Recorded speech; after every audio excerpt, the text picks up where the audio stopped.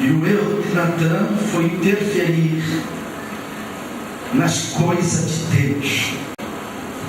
A minha melhor colocação, a minha melhor mensagem, as minhas melhores palavras, o meu melhor abraço não significa aquilo que Deus quer falar contigo.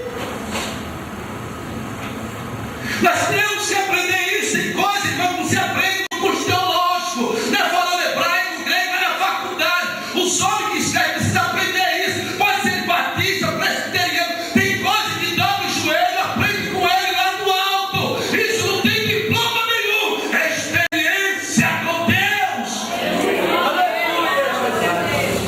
Não é na Assembleia de Deus, não é nada disso. Eu leio desde 83, eu leio muito, eu sou amante da leitura. Mas tem hora que eu leio cada coisa, esse cara está querendo dizer o quê? Ele quer ensinar a Deus. Lembra de Ananias? Deus falou: Ananias, vai na rua direita, na casa do certo Simão. Lá tem lá um homem falando: Deus, peraí, você não sabe quem é ele? Eu sei. Eu conheço ele. Esse homem é perigoso, ele mata. Tem gente que está assim, ensinando Deus como Deus deve operar, como o Espírito Santo deve agir, quando ele deve falar. Fica sozinho, escrevendo um monte de coisa.